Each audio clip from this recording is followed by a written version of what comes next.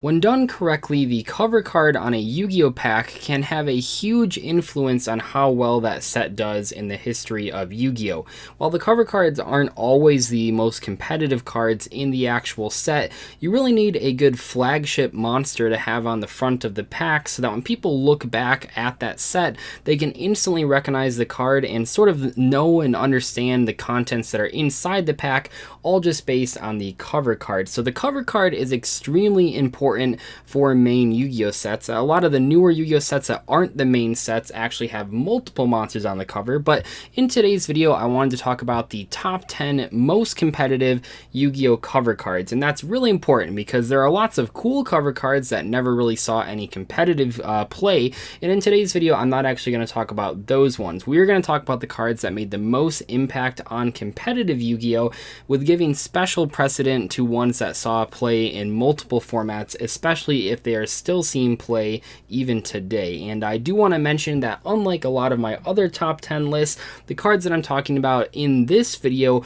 are not going to be ordered in rank of how good I think they are. I think all these cards are roughly the same power level. Many of them have been on the Forbidden and Limited list. I'm just going to go through them in the order that they actually came out in the game, which is kind of interesting because one thing you'll notice, not to give too much away of the top 10 list, is that many of these cover cards that I'm talking about, actually the majority of them, are from the earlier years of Yu-Gi-Oh! If we look at the newer years of Yu-Gi-Oh!, many of the cover cards actually haven't had a huge impact on the game, which I found interesting as I was going through and sort of having a nostalgia trip about all the older packs. Anyway, without further ado, let's jump right in. At the number 10 spot, we have Thousand Eyes Restrict, a card that is iconic, especially in the GOAT control era of 2005, but not only did this card see play in old school Yu-Gi-Oh! Because it's a great board control card and had a ton of combos with things like Book of Moon and Tsukiyomi, but this card actually recently got unbanned after being banned for many years. I think almost a decade. It actually found itself on the Forbidden list. However, this card eventually did come off the ban list and did see some competitive experimentation, although in general I should mention that the only reason this card saw play once it came off the ban list was because Norden was limited and people wanted a second instant fusion target so that their extra copies of instant fusion weren't dead. However, it did see some success, so it is worth mentioning even if it was the second choice for a fusion monster to summon with instant fusion. But what's interesting about this card is that it had way more text than almost all of the cards around the era that it came out, and also that you're really not fusion summoning this card with its normal fusion materials. Not only can you use instant fusion in modern Yu-Gi-Oh, but back in the day you would use usually a scapegoat token with metamorphosis to summon this thing straight away, which was obviously a really powerful combo during 2005. But I think a lot of people, when they play GOAT format, the card that they're most afraid of and the card that maybe steals as many games as possible is going to be Thousand Eyes Restrict. Obviously there are really powerful spell cards in GOAT control, but the main reason that deck works, and one of the main namesakes of the strategy, Scapegoat, is really bolstered by the addition of Thousand Eyes Restrict and of Metamorphosis. At the number 9 spot, we have Dark Magician of Chaos, which I do want to mention that as a kid, I saved up my allowance for weeks to afford this card, literally 1 week before it got banned. It was one of the first times that I got burned by the Konami way of banning cards. But I do want to mention, when I'm talking about Dark Magician of Chaos, I'm not talking about the abomination that it currently is as the errata version. I am specifically talking about the pre-errata perfect version of Dark Magician of Chaos. And what's really interesting about Dark Magician of Chaos, at least to me, is that one of the biggest upsides of this card was actually intended as a downside. Specifically speaking, the fact that this card gets banished when it leaves the field was considered a downside, I'm sure, from Konami's R&D department. However, this meant that you could combo it with cards like Return of the Different Dimension and Dimension Fusion to create some pretty crazy OTKs, especially considering the time period that this card came out in. But I also do want to mention that this card is a perfect example of a great cover card, because you look at Dark Magician of Chaos, you see the name Dark Magician of Chaos, and it pretty much tells you everything that you need to know about that set. There's so many iconic banishing cards from that set, and I think that Dark Magician of Chaos is a perfect card to have on the cover. At number 8, we have Honest from Light of Destruction. Nowadays, we might attack into light monsters like Trickstar Cantina without much of a thought about playing around Honest, but this card actually was one of the scariest cards of old school school Yu-Gi-Oh, making a ton of light-based decks really powerful. If we think of modern Yu-Gi-Oh, we're mostly thinking of archetype decks, but I think what I really like about the old school Yu-Gi-Oh cards is that many of them bolstered just individual types or attributes so that you could play them in a variety of decks, and that's what Honest was for light decks, and pretty much every light deck played Honest for many years. Maybe the card isn't as important in modern Yu-Gi-Oh, but back in the day the card saw a ton of play, and it still does pop up in some Trickstar stun decks, not so much the Sky Striker Trickstar decks, but it does show up every once in a while in regional top 8 lists and YCS top 32 lists, even if it's not the most common card to come across. And I think what makes Honest really interesting is that it takes hand traps into a new dynamic. It doesn't really stop your opponent from doing anything, like in the case of Max C or Effect Veiler or Droll and Lockbird. It just really ruins their plans for attacking you and sort of gives you another turn that you can actually make a huge comeback, and in some cases it can be a hilarious card to just OTK your opponent, especially if you have a card like Blackluster Soldier on the board or if you have multiple Honest in your hand. At number 7, we have the flagship Synchro monster, Stardust Dragon, and one of the things that I do want to mention with this card that makes it so interesting is that it's a card that has seen tons of play not only right when it came out, and it pretty much warped the entire game around.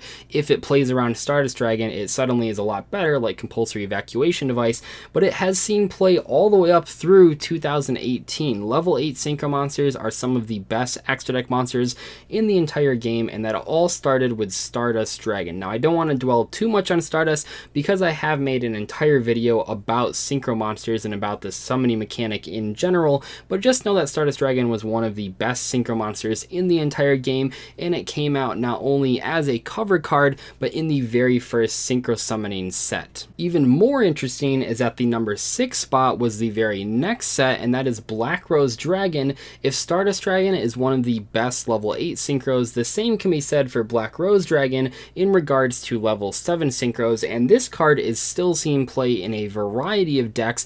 And one of the things that makes Black Rose Dragon so interesting is that it's being teched in decks that just play level 3 hand traps and level 4 monsters, because sometimes you can just make a Black Rose and blow up the board. I think Black Rose Dragon will pretty much always be the best level 7 Synchro monster, simply because board wipe effects are always going to be good in Yu-Gi-Oh! No matter what format you're playing in. Cards like Evil Swarm Exciton Knight have made a huge impact on the game, and that pretty much all started with Black Rose Dragon. The ability to put a blow up effect on an extra deck monster really does stem from Black Rose, and I think it's really interesting that this card has seen play in so many different decks that you might not think can actually play it, pretty much because of the addition of hand traps and the fact that many of them are tuners. At number 5, we have one of my favorite Signer Dragon cards, and that is Ancient Fairy Dragon.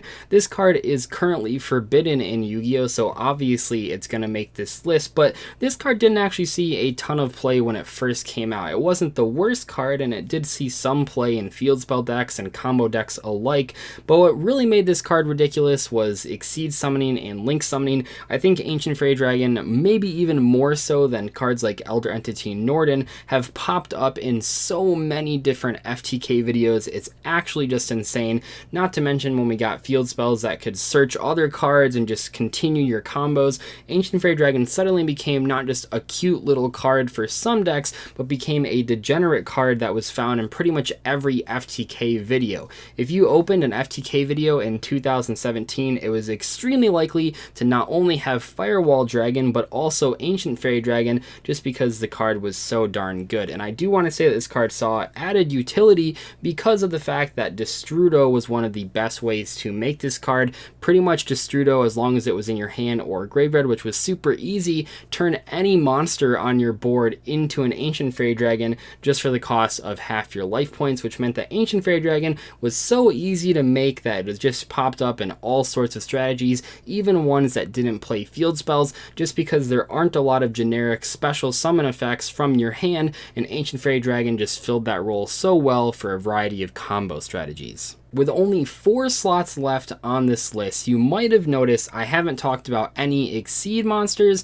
Pendulum monsters, or Link monsters, and that's kind of what I was referring to at the beginning of this video. For whatever reason, Konami decided that the cover cards on later seasons of Yu-Gi-Oh! Just wouldn't be as impactful as the old school cover cards, which I find really interesting, and it was really fun when I went back and looked at all these sets and kind of realized that many of the cover cards for the later seasons of Yu-Gi-Oh! Series just weren't as powerful. But anyway, the number 4 spot is going to go to number 17, Leviathan Dragon. I know it's a little confusing that it's a number card, it's on a list that's a top 10 list, but don't get me wrong, it's number 4 on this list. It's just a number 17 card. I probably didn't have to explain that. Anyway, Leviathan Dragon was an incredibly powerful rank 3 monster, even though looking back it might not seem that powerful, just consolidating 2 monsters into a 2500 attack monster, potentially 3000 attack, and it does seem a little funny looking back that the 3000 attack version of Leviathan Dragon can't attack directly.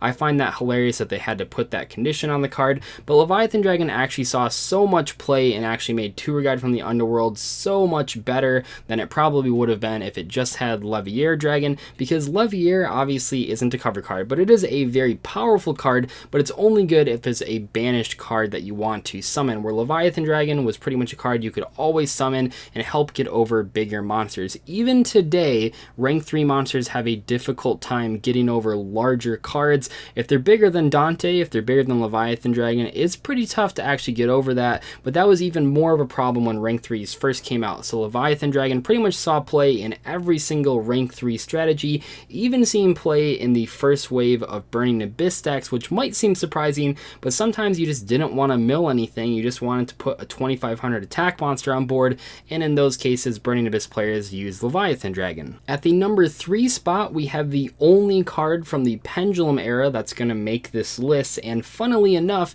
it's not a Pendulum monster at all, it's actually another Synchro monster, and that is Crystal Wing Synchro Dragon. Now, I probably don't have to tell you how good this card is, but I will. This card has 2 ridiculous effects and has been so good in so many different strategies that it's really cool and interesting that a card that came out in the Pendulum era so far after the Synchro era can still be really powerful. This card was super easy to summon with the Wind Witch cards. That was pretty much the only reason the Wind Witch cards were played at all. But what's really cool about this card is that actually one of the most common ways to make it was using another card that we talked about on this very list, which was with Ancient Fairy Dragon. A really common play for decks like Blue Eyes was to make Ancient Fairy Dragon and then special summon a level 1 tuner from your hand to instantly go into Crystal Wing Synchro Dragon.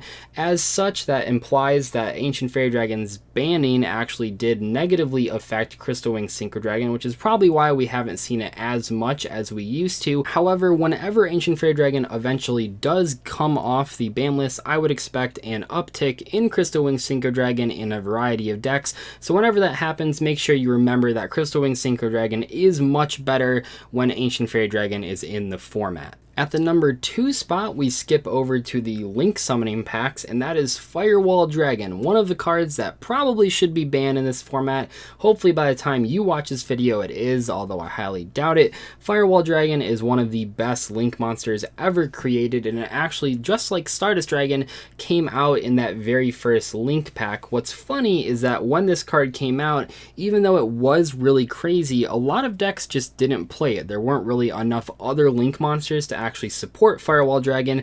However, nowadays, obviously, there are the Nightmare cards and Trigate Wizard and all these sorts of crazy combos you can do with Firewall Dragon, leading many players to actually call for it to be banned. However, there is that sort of drawback that Firewall Dragon apparently is the ace monster of the anime character, which means apparently that Konami can't actually hit it on the ban list. Now, I don't actually know the validity of that statement, but it is worth mentioning that Firewall Dragon is one of the best Link monsters ever created, simply because it was not created with a hard once per turn effect and just lets you keep special summoning monsters over and over and over again, and likely this card will be played in every single Link combo deck until it eventually gets errataed or banned. At the number 1 spot on our chronological top 10, which I did want to clarify just in case anyone watches this video and missed that part at the beginning, these aren't ranked by power level, they're just ranked in chronological order. But anyway, at the number 1 spot we have Borla Dragon, Dragon, which is one of my favorite Link monsters,